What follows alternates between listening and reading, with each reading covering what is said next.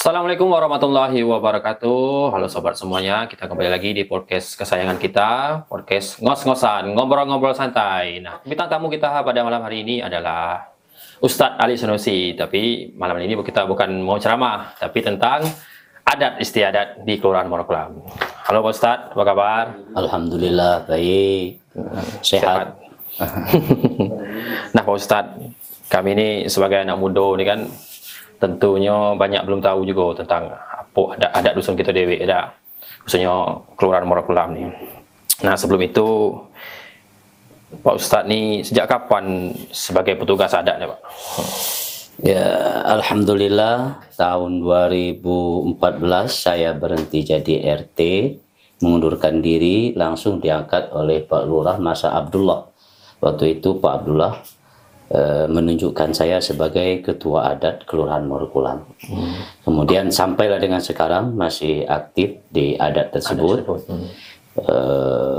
Belum ada yang menggantinya. Sebelum itu mungkin Pak Ustadz ini sudah tahu juga ya, adat ya pengalaman jadi RT kan, belajar dengan orang-orang terdahulu. Betul. Jadi sedikit kan kita belajar, kemudian dari pengalaman saya itu belajar dengan orang tua, kemudian pernah juga mengikuti pelatihan adat, penataran adat di Kabupaten Musirawas dan Musirawas dulu ya. Dari Musirawas sampai Musirawas Utara. Bahkan di Musirawas Utara itu pernah tutornya dari UI, doktor khusus bagian masalah adat tersebut. Oh itu berarti secara garis besar ya, secara garis besar ya, adat itu apa fungsinya kan? Adat istiadat itu manfaatnya ya adat itu dalam kehidupan bermasyarakat ya. Nah kalau boleh tahu Pak Ustadz sebagai petugas adat kan, apa adat kita di Kelurahan Monokolam? Jadi sebelum saya sampaikan masalah adat ini, pertama semboyan adat itu adalah adat bersanding dengan syarak bersanding dengan kitabullah. Jadi adat itu tidak lepas dari hukum agama. Adat itu tidak lepas dari ajaran agama. Ya, jadi adat istiadat di Kelurahan Monokolam ini seperti masalah perkara dari masyarakat kan, ada masalah pertengkaran, perkelahian, bahkan sampai kepada masalah perzinahan. Dulu pernah terjadi polemik di Kelurahan Monokolam waktu saya menetapkan adanya perzinahan antara suami orang dengan istri orang. Itu kan melanggar adat agama maupun adat kebiasaan di dalam masyarakat. Jadi saya menetapkan keputusan itu berdasarkan kitabullah. Jadi keputusan pada saat itu saya bertolak awal dari kitabnya fikih, bahwasanya perzinahan itu ada dua. Pertama muhson, kedua ghairu muhson. Jadi yang muhson itu perzinahan antara suami orang dengan istri orang. Hukumnya dirajam, maka mati orang tersebut. Jadi makanya saya tetapkan pada saat istri orang, suami orang melakukan perzinahan, mereka itu tidak mungkin dirajam karena undang-undang kita tidak berlaku, itu hanya berlaku undang-undang Al-Quran. Jadi undang-undang adat tidak berlaku, tapi kita tetapkan saja pertama mereka itu bercerai secara tidak langsung. Setelah bercerai, saya putuskan bahwa harta itu, harta gonogini, besar dan kecil miliknya harta itu, kalau suami yang berzina, maka harta itu kembali kepada istrinya. Suami tidak boleh mendapatkan sedikit pun. Sebaliknya juga perempuan, maka yang mendapatkan harta suami. Alasannya kenapa? Karena mereka sudah dianggap mati. Karena tadi dirajam dalam hukum fikih. Nah, jadi dianggap mati, kemudian diusir selama 2 tahun. Keluar dusun. Keluar dusun selama tidak boleh pulang sama sekali selama 2 tahun. Selama 2 tahun tersebut, karena disebut juga dalam fikih itu ada pengusiran orang berzina karena untuk menghindari dari bala dari Allah. Nah, yang berzina tadi dinikahkan apa enggak? Enggak boleh. Enggak boleh, tetap enggak boleh ya. Waktu itu belum dinikahkan kan? Belum dinikahkan, Tapi kalau seandainya dia sudah bercerai habis masa iddah, itu boleh. Boleh nikah ya. Kalau belum masa iddah tidak boleh nikah ya. Kemudian kalau yang ghairu muhson itu adalah gadis dengan bujang atau janda sama janda. Itu hanya belum ada status pernikahan. Jadi hanya sekedar diusir dari perkampungan, kemudian tidak ada harta tadi tidak ada ya. Harta, kemudian yang lainnya itu persedekahan, penyembelihan kerbau, cuci kampung, cuci kampung ya. Atau kambing sesuai dengan keputusan di dalam rapat tersebut. Jadi musyawarah masyarakat ya. Kemudian masalah pernikahan berasanan ya, ada istilah kita berasanan. Berasanan itu melamar. Kalau sesama kita Morokulam ataupun dengan yang lain itu ada ketentuan adatnya.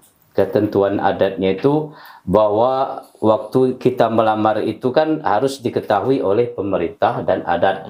Yang namanya bahasa adat itu adalah bertanduk rucing, berbaju belang, melepas pagi, mengurung petang. Nah, jadi artinya itu adalah yang bertanduk rucing, berbaju belang adalah pemerintah yang ada di situ. Yang punya yang ada di situ. Jadi yang melepas pagi, mengurung petang itulah adat. Yang mengurus seluruh seluk-beluk masyarakat berkaitan dengan pernikahan tersebut, lamaran tersebut. Kemudian ada denda, ada apa sejenis bayar denda. Bayar uang terang itu sudah ada ditetapkan dalam Simbur Cahaya. Gitu ya. Karena tolak ukur daripada adat itu adalah kitab Simbur Cahaya untuk kita Sumatera Selatan. Itu Simbur Cahaya namanya. Itu sebuah buku adat yang sejak dari zaman kerajaan kemudian sampai zaman Belanda, kemudian dari turun-temurun sampai sekarang. Cuma sekarang ini ada yang tidak boleh dipakai lagi karena sudah usang laku oleh zaman, tidak sesuai lagi dengan keadaan dan kondisi di zaman sekarang itu tidak banyak yang tidak dipakai lagi. Kemudian ada adat cara berternak. Ada juga ya. Beternak itu dulunya sebelum ada perda itu dipegang oleh adat. Setelah ada perda, adat ini tidak berlaku. Tapi perlu juga diketahui oleh masyarakat. Kalau menurut bahasa adat masalah ternak itu adalah malam hari berkandang kerbau, siang hari berpagar kebun. Nah, jadi maksudnya malam hari kerbau harus balik ke kandang, siang hari yang punya tanaman, yang punya kebun harus menjaganya. Kalau misalnya kerbau masuk di malam hari ke dalam perkebunan orang atau masuk dalam padi, itu didenda. Pernah juga terjadi. Pernah juga terjadi, didenda. Dendanya itu ada dua.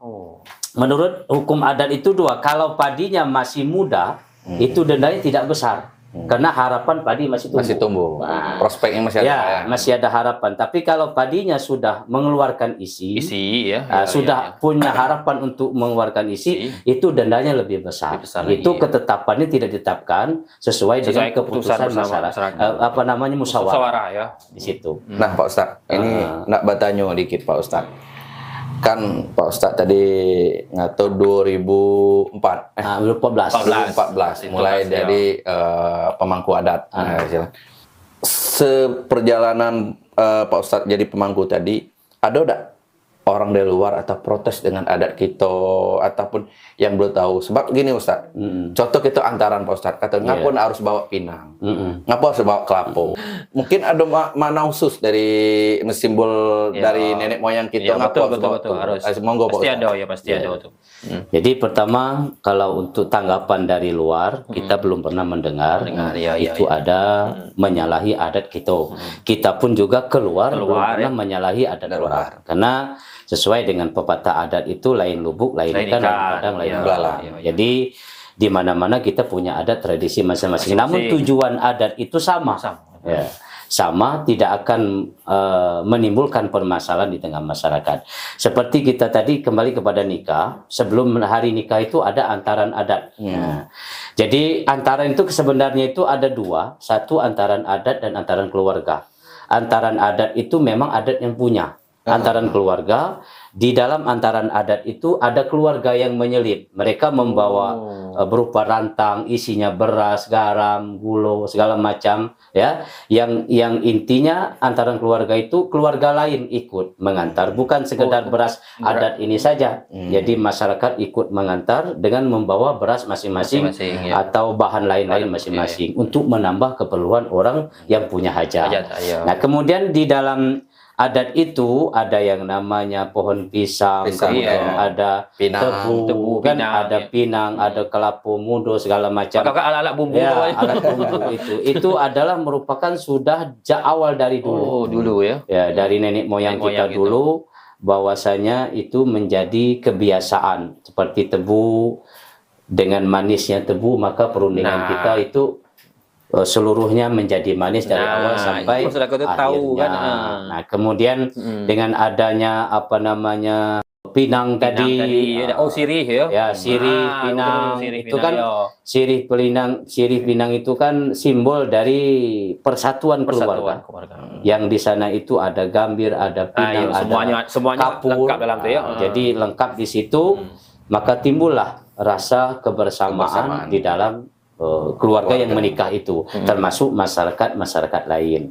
Itu yang ada di adat kita. Kemudian di dalam antaran adat itu ada pantun, ada peliman. Sama menyambut pantun ya. Kami yang muda nih Pak Ustadz, itu yang seru. Iya.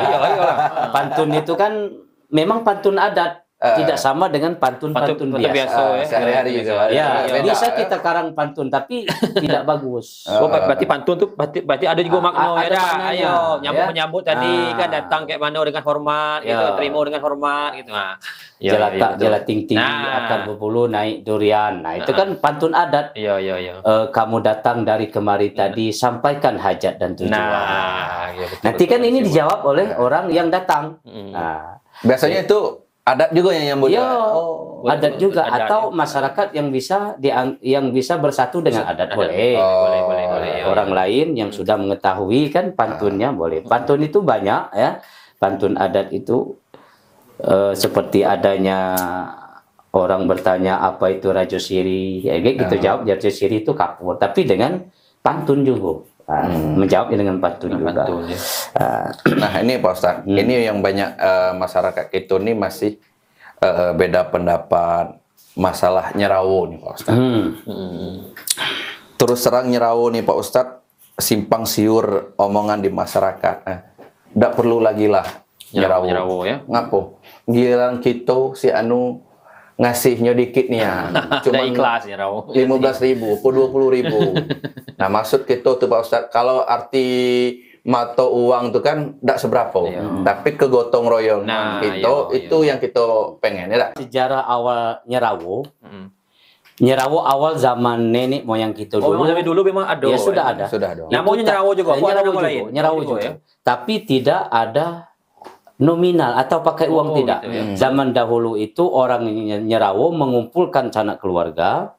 Tujuannya keluarga ini menceritakan bahwa dia punya hajat, punya pekerjaan, kemudian ingin menikahkan anaknya. Minta tolong dibantu kerja kami, baik itu mencari ikan segala macam bentuknya, itu dikatakan pada saat nyerawo tersebut. Maka keluarga tahu bahwa hari itu ada kerja di rumah si Anu. Maka sama-samalah masyarakat datang ke situ. Nah, seiring dengan kemajuan zaman, jadi yang namanya berkumpul menceritakan pekerjaan itu dianggap sudah hal yang tabu. Maka daripada itu kesepakatan kita bersama dijalankanlah buku les. Ini kan seiring zamannya. Dulu tidak ada buku les. Nah, tetapi buku les ini kan pernah sekali saya berapa kali saya umumkan, minimal kita jangan tekor. Misalnya saya memberikan sumbangan kepada keluarga itu 50.000. Jadi keluarga nantinya pada saat saya nyerawo, dia minimal membayar 50.000. Jadi tidak tekor. Nah, Pak Ustadz, ini dikit Pak Ustadz. Seperti yang Pak Ustadz sampaikan tadi kan, minimal tidak tekor kan. Jadi di masyarakat itu pas berjalan opini publik itu kan tidak percaya dengan apakah ada, tidak percaya dengan yang namanya piutang istilahkan nyerawo tadi. Yang jadi masalahnya, misalnya si Anu nih lah nikah anaknya lah 5 Pak Ustadz. Iya kan? Lah 5 nyerawo galau ke 5 Pak Ustadz. Jadi misalkan host kita ini nak nikahkan anaknya, baru pertama sekalinya nikah. Nyo tadi lah 4 kali, 5 kali ngasih 50.000. Gilirannya anak pertama dikasihnya 50.000 itulah. Jadi kalau ndak balik, ndak terbalik Pak Ustadz. 50 tekor. Nah, cak mana adat melihat situasi yang macam tuh, Pak Ustadz? Ya, itu sebenarnya sudah sudah saya dengar, sudah saya tanggapi, Sering dan terjadi, sudah, Pak. ya, sudah saya pecah masalahnya, tapi tinggal di masyarakat. Kalau di umum sudah, cuman ada satu kelemahannya itu di masalah teknis keuangan, kita tidak punya buku. Yang punya buku itu hanya orang yang nyerawo. Oh, jadi dia megang Dia pribadi. megang ya. pribadi, Ya. cuman kita sebagai adat menyarankan. Ya. Kalau memang seperti saya sudah 2-3 anak nikah, Betul. jadi misalnya kamu sudah nyumbang pertama anak saya 25, Ya. yang kedua 25, yang ketiga 25, itu 75. 75. Jadi saya harus mengeluarkan uang 75. Ya. Nah, ini Itu memang ketetapannya tantangan. kan sering nih Pak Ustadz.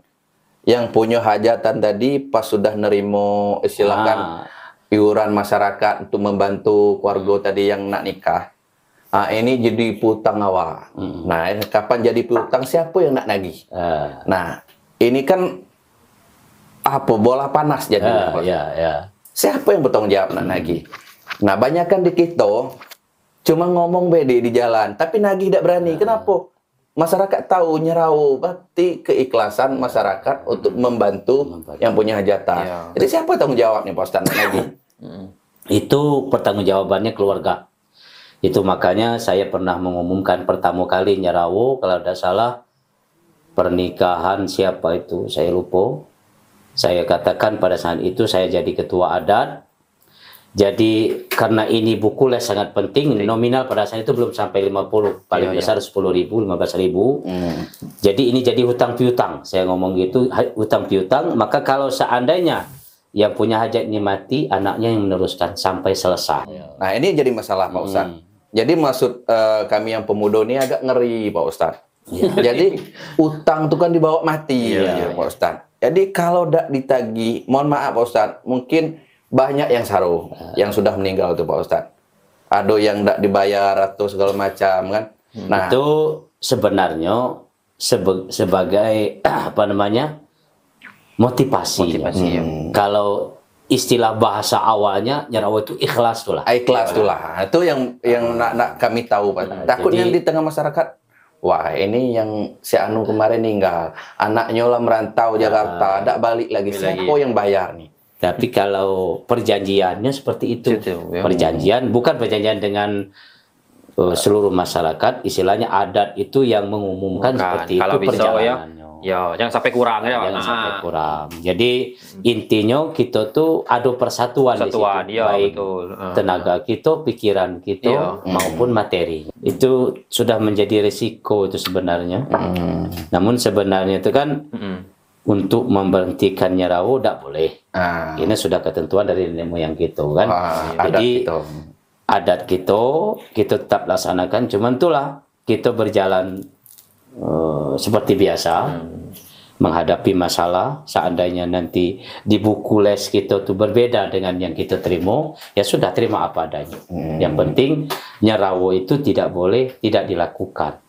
Saya juga tidak setuju dengan adanya polemik di masyarakat itu yang ada istilah ngumpul suku, karena menghindari dari adat jadi nyerawo. Jadi kalau nyerawo kan ada adat. Ya, kalau suku itu berarti keluarganya baik. Keluarganya baik. Jadi kalau adat mengetahui ada uang adatnya kan. Betul. Jadi di situ mereka menghindari dari uang adat sehingga istilahnya ngumpul suku. Padahal itu sama. Nah, penanggung jawabnya siapa ngumpul suku itu? Nanti intinya sama nyerawo. Makanya melalui kesempatan ini saya menyampaikan kepada masyarakat kalau bisa jangan ada lagi istilah ngumpul suku, tetap nyerawo tuh. Nyerawo tuh lah. Iya, betul. Karena intinya minta dibalik juga kayak gitu. Sama dengan nyerawo. Cuman yang menghindar dari adat baik. Itu baik. Karena masyarakat kan ada yang tidak mau rugi sama sekali. Tidak mau rugi Sudah diumumkan, sudah dikasih tahu kan bahwa nyerawo itu persatuan kita. Di samping adat itulah persatuan dari nenek moyang kita. Cuman bedanya dulu tidak memakai nominal uang, kalau sekarang itu sudah zamannya, maka itu ada nilai uangnya. Ustaz, kita kembali ke masalah pernikahan tadi. Ada juga yang saya nak ditanya. Nah, masalah adik melangkah abang nikah. Itu cuma itu ada juga ya, ada juga kan? Kini sudah banyak hilang adat istiadat itu karena banyaknya begini. kita terapkan secara seluruhnya, karena itu ada ketentuan adat. Setiap ada ketentuan adat, ada dananya. Nah, kembali kepada ada denda, masyarakat itu kan ngeluh. Banyaknya denda. Banyaknya kan. Nah, seperti dulu kan ada namanya semendo. Sudah nikah diam di rumah mertua. Kalau semendo setahun 2 tahun kan hasil kerja anak itu kan tidak boleh balik ke anak. Sifatnya bantu orang tua. Gitu ya. Itu semendo itu. Dulu kan, bahasanya. Tapi sekarang tidak lagi. Zaman itu lah berubah. Jadi walaupun diam di rumah mertua, semendanya sudah tidak ada lagi. Bahasa semenda itu tidak ada lagi. Nah, kemudian mengenai melangkah abang tadi. Melangkah abang tadi itu ada denda. Ada denda, Dendanya itu tidak besar. Pertama, si adik ini harus menggantikan pakaian kakaknya, mulai dari peci, baju, kain. Nah, itu kan denda, karena di samping denda ada mistisnya itu. Mistisnya biar kakaknya adiknya itu selamat, diiringi doa oleh kakaknya. Nah, itu makanya itu ada menggantikan atau menggantikan pakaian kakak berupa satu setel. Kalau kakaknya minta, aku nak baju mahal. Aku nak baju mahal. Ada yang minta, aku nak HP baru. Coba ada HP baru, kau jadi nikah. Minta ini, minta itu. Nah, itu sebenarnya di situ lah fungsi adat tadi di situ kamu mempertengahkan tadi kan. Sampai tapi kini tak berlaku lagi banyak tuh. Itu bilang kan. Karena kalau kita ngomong nggak sudah kamu beli baju, padahal kan takut beli. Kalau kita tidak beli apa-apa. Yang penting pada hari nikahnya kita pakaikan baju. Baju baru untuk baju baru. Walaupun baju itu dalam lemari sekian tahun, tapi tidak dipakai, dapat baru juga. Boleh. Itu kan sekedar adat baik. Mungkin kaki dilepas lagi. Tapi benar kata Pak Ustadz tadi, kalau masyarakat yang benar-benar nak silakan menjalani adat nih, wah luar biasa nih. Luar biasa lah. Karena adat ini sebenarnya tidak luntur. Kami yang muda-muda banyak kan tidak tahu. Betul, Mas. Tidak lekang oleh panas, betul oleh hujan. Kenapa kita dikenal sama orang luar? Mungkin salah satunya pasti adat. Betul. Adat. Kalau kami yang muda ini tidak tahu Pak Ustadz, orang luar nak kenal kita. Dari bahasa kita sudah pasti beda. Di Kabupaten Musira Utara mungkin kitulah yang agak jauh. Dari Kecamatan Lurawas kan? agak jauh bedanya kan. Pasurejang. Nah Pak Ustadz, masalah itu tadi kan masalah melangkah. Melangkah Bang. Terus masalah ini, kita ini kan belum ada hutan adat. Hutan adat, ini kan tokoh adat. Kira-kira ke depannya ini 2025, pemerintah yang baru, orang lama tapi masa pemerintahan agak baru kan. Harapan ke depannya kan masyarakat itu pengen ada hutan adat.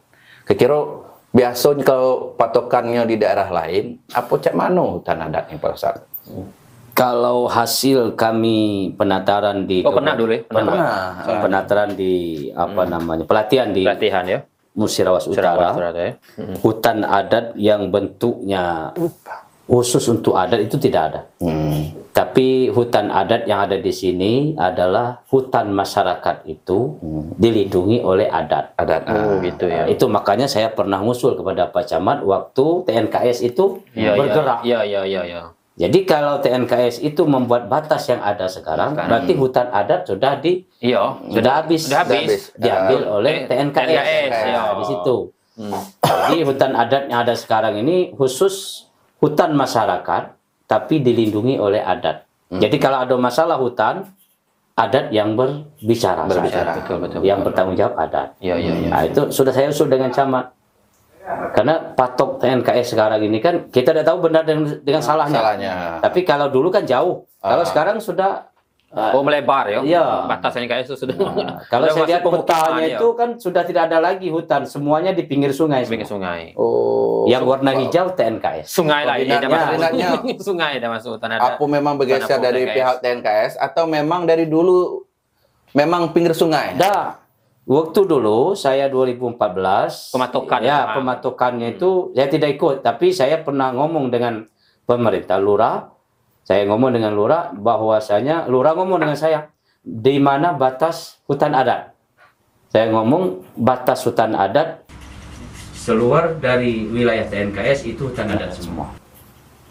Nah, waktu itu ditunjuk oleh masyarakat Muara Pulang bahwa ada di bukit jauh. Oh, jauh lagi. Radiusnya masih jauh ya. Radiusnya jauh, Jauh, ya. sampai 10-an kilo Wah, dari kelurahan. kelurahan ya. Sudah dibuat orang TNKS dulu patok semen. Oh, ada patok ya. Masa sampai sekarang ada orang yang siap sanggup menunjukkan patok bahwa itu ya? patok semen itu ada. Nah, tahun ini patoknya batas daripada TNKS itu bergeser. Itu makanya saya bukan ngomongnya TNKS merampas hutan adat, tidak.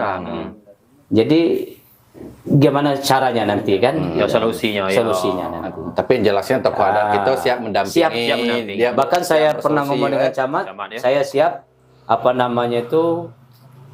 secara langsung bertemu dengan TNKS, berdiskusi langsung, negosiasi langsung masalah hutan ini. Karena ada hutan adat, ada hutan rakyat, sama itu. Hutan adat, hutan rakyat. Jadi adat berkuasa mengurus hutan rakyat. Melindungi hutan rakyat itu. Hasil kebun karet rakyat seperti itu kan. Nah, itu adalah lindungan dari adat.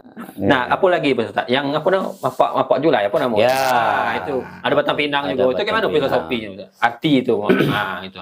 Itu dulu ada kasta. Ada kasta itu. Oh, itu yo. Tapi kalau sekarang sudah tidak termasuk lagi bagi masyarakat warga yang ingin melaksanakan itu tadi ya. Kegotong royongan kita tetap terjaga. Tapi kalau untuk dulu itu adalah anak-anak protein, anak-anak pasira, bahasanya kan, anak-anak pemarap, itu mereka makai juli-julian. Ya, kalau kemudian anak-anak pengusaha, itu makanya dulu ada kejenguan. Oh, anak sianu nikah pakai juli, memang bapaknya pengusaha. Oh, dulu gitu ya. Nah, kalau sekarang ini tidak ada lagi. Siapa yang pengen mampu laksanakan, adat pun tidak membatasi. Tapi boleh lah Pak Ustadz. Nah, ngapa Juli tadi itu mau? Ya. Tapi Panjat Pinangnya tidak mau. Itu boleh. Iya, boleh. Bukan suatu kewajiban Batang Pinang ya. Beda itu. Batang Pinang itu kan lagi, ya. hiburan baik. Jenis hiburan. Tapi karena itulah tradisi baru itu. Kapan ada Juli-Julian Batang Pinang itu tetap. Ya. Kenapa? Sebagai hadiah untuk yang membawa Juli-Julian tadi, mereka suruh naik Batang Pinang. Hadiah tunjuklah dengan orang tua. Karena kita kan tidak kata ketetapan. Kalau ada ketetapan bahwa yang membawa Juli gajinya 100, kan lain. Ini hadiah saja. Itu sebagai isi Batang Pinang itu. Jadi kalau dulu itu seingat saya, yang pakai Juli-Julian itu ada kastanya. Itulah anak protein, nanti anak kadus, anak punggawa, pasira, pemarap, ya. Kemudian anak pengusaha. Nah, ini Pak Ustadz, tadi kan ada beberapa macam kasta dari Pak Ustadz. Nah, kalau boleh tahu, kalau baksonya sekarang ini apa Pak? Yang tertinggi, yang terendah tadi. Kalau setingkat sekarang ini apa? Apa kepala desa, apa RT kali? Jadi setahu saya kalau protein itu RT. Protein RT dulu ya. Punggawa itu kaling sekarang, kadus dulu. Kadus zaman kades ya dah. Pemarap itu kepala desa. Kepala desa. Pasira itu camat. Menguasai wilayah kecamatan. Pasira dulu kan marganya Pasira itu dari Pulau Lebar sampai Kota Tanjung. Oh dulu itu wilayah kita ya. Itu Pasira ya. Tapi Kota Tanjung kan belum desa waktu itu belum ya. Masih kelompok-kelompok kecil lah ya. Kecil. Jadi ada Pasiranya boleh dikatakan camat lah zaman sekarang kan. Tapi bukan camat nih, kalau camat kan Rawas Ulu Rawas. Tapi ada wilayah tertentu. Marga Ulu Rawas. Berarti batas marganya itu dari situ. Jadi kalau protein RT, punggawa itu adalah kadus, pemarap itu kepala desa, bahasanya kan. Saya teringat zaman pemarap. Nah, termasuk lapangan bola kaki kita ini yang buatnya pemarap. Tahun berapa tuh Ustaz lapangan bola kaki ini? Sekitar tahun 80-an, 80-an. 79. Kita 80. Nah, di Kelurahan Muara Dana Bang Des, kalau nggak salah 800.000 harganya. Lapangan bola ya. Lapangan bola. Namanya lapangan hijau. Karena saya masih sekolah SD, sering nyabut-nyabut kayu kecil kan, disuruh oleh pemarap tadi. Ya, nyo datang ke Jadi sekolah. masyarakat semuanya itu gotong royong. Gotong royong untuk menghasilkan lapangan bola. ini. Ya. Nah, Pak Ustadz, ada tak peninggalan-peninggalan adat misalnya untuk bangunan atau apa yang dulu nih kan? Ya, ada rumah adat gitu, yaitu ada rumah limas namanya, ya. Itulah rumah limas itu kan bukan bertingkat. Kalau bertingkat tuh 1, 2, 3. Ini kan jenis tingkat lah, tingkatan kecil. Jadi dari tingkat ke tingkat itu ada sejenis kasta juga. Tingkat 1, 2, 3. Jadi tingkat 1 itu khusus untuk masyarakat awam. Tingkat 2 itu orang-orang yang boleh dikatakan ekonominya menengah, ya. kemudian kepintarannya, bermasyarakatnya, wawasannya menengah. Yang di atas itu kasta paling tinggi. Jadi kalau orang sedekah, yang awam tahu dia tahu diri, masyarakat itu tahu diri bahwa kami ini orang awam di bawah, di tingkat pertama.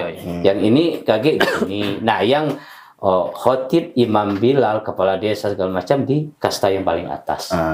Jadi makanya pada saat itu orang tahu bahwa yang di atas itu adalah bahasa adatnya paho-paho. Dia orang-orang yang penting. Kalau yang tingkat kedua orang-orang yang penting juga tapi biasa. Kadus misalnya, kaling atau apa, RT.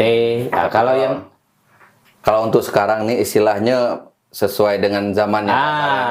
Jadi sekarang ini rumah itu sudah habis. Ada habis. Rumah adat pun ada yang dibangun oleh pemerintah tapi tidak difungsikan. Itu satu kerugian besar bagi kita kan. Karena dulu pernah saya mengusulkan masalah mobilernya. Peralatan dalam ya. Isi perabotan sampai sekarang belum ada realisasinya. Jadi rumah itu kosong melompong. Ini jadi PPR pemerintah ya. Seharusnya di rumah adat itulah. Jadi kalau misal ada masalah perkara masyarakat itu ya. Ya, jadi ada orang misalnya bertengkar rumah tangga di rumah adat. Jadi ada manfaat. Dan juga itu sebagai dokumen bentuk dokumentasi juga, ada peninggalan sejarah, benda-benda peninggalan sejarah kan. Bisa kita museumkan di sana. Kemudian ada lagi di adat ini namanya angkan-angkanan. Saudara akuan kalau bahasa saudara akuan, angkan-angkanan. Itu dibolehkan dalam adat, dibolehkan dalam agama. Cuman di adat itu ada dendanya, ada uangnya, uang sedan namanya. Pengesahan dari adat. Kemudian dulu pernah kami rapat adat dulu lari kawin. Itu ada denda dari adat. Berjalan itu Pak Ustaz? Lari kawin, ya. Berjalan kalau ada orang lari kawin. Dendanya itu adalah 500.000 waktu itu. Lari kawin itu gimana? Nyokawin lari-lari? Ya. Enggak, kalau kawin lari kawin. Penghulunya susah ngejari. Apa nikah di bawah tangan? Nah, dia tuh bawa perempuan ke rumah kadus atau ke rumah ketua adat. Mengaku ya mau nikah. Apa yang kata orang nyerah tuh Pak? Lain. Kalau nyerah itu dari dapur ke depan. Dia minta ngador doanya. Kayak kok dah dengan aponya. Nah, kalau dari adat untuk apa? Masalah ambil keputusan nyerah tadi, di mana masuk celah adatnya itu Pak Ustaz? Boleh ya? Boleh. Karena kan adat itu berbicara di situ, apabila anak mau nikah, nikahkan segera. Boleh. Jangan ditunda-tunda lagi. Jadi orang tua itu. Nah, jadi masalahnya Pak Ustadz, ada pernah nih kejadian di dusun kita lah, ada usah nyebut nama orangnya kan. Tapi katanya, jangan kamu nyerah, itu ada keluarga. Kenapa tuh bisa terjadi Pak Ustadz? Apanya tidak mau secara langsung istilahkan tidak ada prosesnya? Karena kalau nyerah kayak itu kan tidak langsung. Ya. Pada awalnya bahasa nyerah itu saya juga dulu pada zaman saya masih bujang-bujang dulu kan. Ada permasalahan keluarga. Biasanya bapaknya udah setuju, ibunya udah setuju. Jadi secara terpaksa bawa nyerah. Kapanlah diserah, udah baca lagi ngelak. Kalau kita nak berasanan dari awal, wong tuanya nolak, tidak terima. Jadi kalau dibawa serahan, tidak lagi bisa nolak, nolak, tidak percaya. Jadi dari adatnya nerimo, boleh. Ini jadi PR untuk bujang gadis kan. Jangan kawin lari. Penghulu yang susah nak nyusul. Apalagi berlari sambil kawin. Kawin lari tadi bingung. Apa Pak Ustadz? Tadi kan dengan cerita Pak Ustadz kan ada apanya zaman dulu tuh ada kasta-kastanya. Nah, kasta-kasta kok kayaknya ada kayak orang Jawa, Iya, orang Jawa. betul. Apa memang ada kita tuh campur-campur Jawa gitu Mungkin, dari mungkin. Dari zaman Termasuk kerajaan bahasa dulu. kita juga Ada juga campur Jawa ada ya. campur Jawa. Mangan, ya dah. Jawa. Katanya tradisi itu tradisi apa ya? Serkah apa bubur putih itu katanya orang Jawa itu. Putih. Yo. Iya, ada. Nah, tapi yang kita bukan bubur putih, Pak Ustaz. Merah putih. Merah putih. Cak Mano, kalau dari adatnya Cak Mano nih, Pak Ustaz. Merah Itu itu mungkin ada artinya. dari merah ada dulu lah. arti, yo. Dari dulu merah putih. Iya, merah putih. Merah Tapi orang nyebut tapi putih baik. nyebut putih baik. Putih baik, ya. Karena yang merah itu ada manis. Nah, putih itu. Jadi kapan orang nyebut serkahan bubur putih, ya. yang merah ada awak makan, Pak Ustaz. Ya. Yang serkahnya bubur putih baik. Jadi bubur putih ini berlaku zaman dulu. Pertama selesai merumput umur. Iya. Seka Oh, iya, putih. seka putih. Naik rumah tuh. Ya, naik rumah membelah ulu tajak namanya. Oh.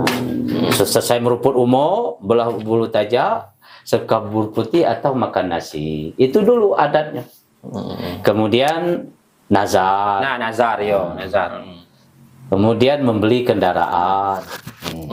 Itu Syukur syukuran. atas ini ya. Beli Rezeki, ketek kan? kan misalnya mobil, motor. Oh, iya. Anak kerbau lahir. Dulu kan ada adat anak kerbau lahir itu makan bubur di padang kerbau. Kerbau. Oh, iya, pernah. Aku pernah dulu. Iya, pernah dulu. Iya, pernah dulu. Jadi intinya doa bersama, Bersama, ya. biar kerbau itu yang lahir itu Sehat, sehat, panjang ya. melewati masa-masa bayinya kerbau. Nah, jadi itu maka didoakan dengan makan bersama bubur putih. Apa nih Pak Ustadz nih, seberapa pentingnya ada istiadat di dalam kehidupan kita bermasyarakatnya, biar orang kan sama-sama tahu untuk generasi penerus juga bahwa adat itu memang penting gitu untuk mengatur hidup kita bersosial gitu sebagai pemangku adat tadi. Jadi adat ini adalah satu kebiasaan yang baik. Iya. Baik itu ucapannya, perbuatannya, tingkah lakunya, cara berpakaiannya itu sebagian daripada adat. Maka daripada itu masalah adat ini sangat penting dalam kehidupan bermasyarakat, apalagi kita di masyarakat Islam. Ya. Iya. Omongan kita ada batas. Mundur dengan orang tua. Iya. Kemudian anak, bapak, ibu, kemudian anak, menantu, suami, istri itu ada kalau ketentuan adatnya. Maka daripada itu adat istiadat yang sudah ada ini marilah kita pertahankan. Pertama, masalah kebiasaan masyarakat kita, adat istiadat yang baik itu jangan sampai kita tinggalkan. Seperti anak muda sekarang, kalau dulu kan orang pakai anting-anting itu dipanggil oleh pesirah itu. Oh, udah boleh ya. Yang lanang anting. Oh, ya Pesirah. Ah. Yang kalung. Yang kalung. Apalagi kalau kalung emas cowok. Ustaz. Ya, tidak boleh nih. Tidak boleh nih. Itu agama melarang, adat juga tidak boleh. Tidak boleh ya. Kemudian yang pakai tato, dulu kan orang bertato keluar dari penjara. Ciri. Oh, iya. Kalau sekarang anak muda nggak tahu seni. Seni ya dah. Kalau dulu kan keluar dari penjara, makanya kalau ada orang bertato, kepala desa atau lurah zaman sekarang ini harus panggil. Takutnya kalau wong nakalan di situ. Iya. Ya makanya adat itu melarang anting-anting, bertato, sama itu. Nah, Pak Ustadz, ini banyak terjadi nih Pak Ustadz, khususnya kearifan lokal kita dengan budayanya, masalah panggilan Pak Ustadz. Panggilan, sebutan sebutan wah sehari-hari. gitu. Gitu ya. Kadang kan yang tua nih, manggil yang muda, kabun. Atau yang muda nih yang salah.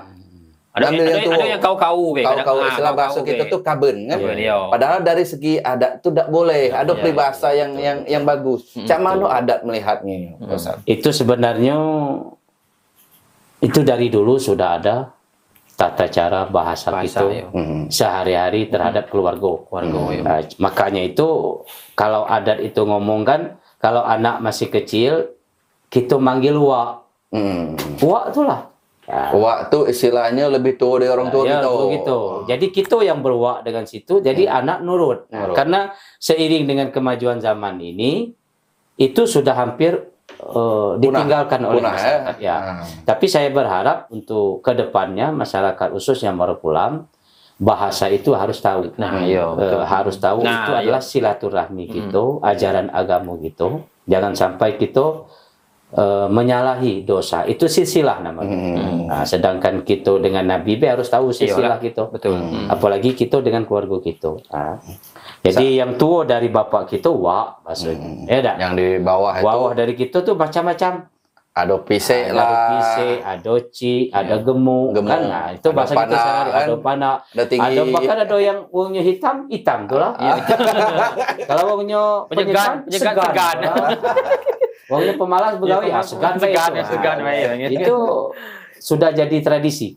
Nah, tapi sekarang ini kan anak-anak muda sekarang, termasuk yang tua-tua juga belum ngajarin bagaimana cara memanggil dengan sebutan bahasa yang baik. Itu sekarang ini udah terlalu jauh mundur karakter pemuda sekarang nih untuk masalah panggilan. Panggilan, ya. Apa memang dari orang tuanya? Ya, mungkin bisa jadi atau dari lingkungan. Itu pentingnya apa pendidikan dalam keluarga, tidak?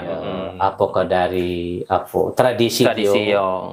Nah, makanya dulu tuh kalau ada pengantin baru, maka memang disuruh ke rumah-rumah sanak keluarga tuh biar tahu, oh ini panggilannya, wah, oh ini nih gemuk. Kalau kita bukan memperbandingkan, kalau di Morokwis itu ada adat bahasa itu. Kalau itu makanya dulu kan ngomong kumu. Nah, itu dua bahasa. Jadi kalau kumu seperti aku ngomong kalian banyak ini kumu. Kenapa saya menganggap kalian muda dari aku? Oh, boleh gitu ya. Kalau rombongan kamu ini ngomong dengan aku kumu, salah itu. Beratnya udah sopan seharusnya ya. kumu. Nah, situ. Itu kan sama bahasa kita tadi kaben. Nah, kumu, kaben. Nah. Itu kalau kaben itu kasar, kalau Jawa itu kan kaben mine ya itu kasar itu. Jadi kamu itu sudah dianggap bahasa yang paling lembut. Halus ya. Halus. Kalau istilah bahasa Jawa Sopan. halus, ya. Sopan, agak sopan. Kalau dalam misalnya ada orang yang meninggal itu ada usul gitu ya. Balik ke tentang agama juga. Ya, itu serkah itu ada juga ada. Itu sudah tradisi dari agama tuh. Jadi yang punya masalah itu khotib Imam Bilal itu. Itu dulu kan kalau orang Jambi ngomong pegawai sara. Oh gitu ya. Kalau gitu kan khotib ketib dulu bahasanya bahasa ketib. Artinya para khotib, para imam, para Bilal yang punya kekuasaan itu. Nah, balik lagi masalah adat tadi Pak Ustadz. Ini misalkan inilah berunding, lah rasanan. Jadi kan. Nah, untuk kedepannya sekiranya kalau runding inilah jadi, hari hanya lah dekat. Ada salah satu pihak itu membatalkan. Oh iya, betul. Di adat itu cak mano? Iya, padahal sudah ada kesepakatan ya. Aturan adatnya itu tetap sanksi adat berlaku. Seperti apa nih Pak? Biar masyarakat ini tahu. Tapi yang ada di sanksi adat itu adalah masalah pemberian mahar. Iya, biar masyarakat tahu. Misalnya kan uang maharnya itu 5 juta. Kalau pihak laki-laki yang mengundurkan permasalahan tidak jadi, tapi bukan uzur dari Tuhan, dengan sengaja membatalkan masalah itu, maka uang itu habis. Tidak boleh dituntut. Tapi kalau pihak perempuan ganti rugi lipat ganda 1 kali 2. Jadi 5 jadi 10. Nah, itu ranahnya adat. Tapi kalau memang sudah ranahnya hukum, boleh itu berjalan. Namanya penipuan. Iya. Oh iya, banyak terjadi itu penipuan ya. Penipuan. Tapi kalau untuk adat sanksi itu dulu. Itu makanya sangat berasanan itu disebut sanksi adat itu. Maka keluarga itu saling menjaga satu dengan lain, jangan sampai terjadi hal-hal yang tidak diinginkan. Itu sering terjadi karena kita banyak kan. Ya, kita udah tahu nih Ustaz. Kadangnya kan ada memang niat kabur, ada memang silakan karena faktor dari Tuhan, silakan apa kesakit atau itu enggak ada, kalau sakit enggak kan? Sakit atau meninggal karena yang cowok yang sakit cak mana akadnya Pak Ustaz?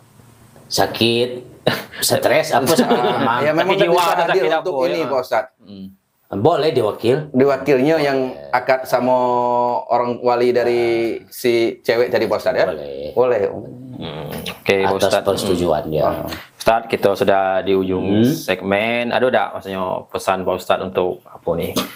Masyarakat apa anak-anak muda tadi kan untuk atau masyarakat umum yang di Kelurahan Muara Kolam nih. Bagaimana kita tuh menjaga adat kita ni. Ini kan penting, peninggalan luhur kita, ya, sebagai jati diri kita, satu fungsi kita dalam hubungan sosial, identitas budaya kita, ya. Macam mana Ustaz? Ya, baiklah.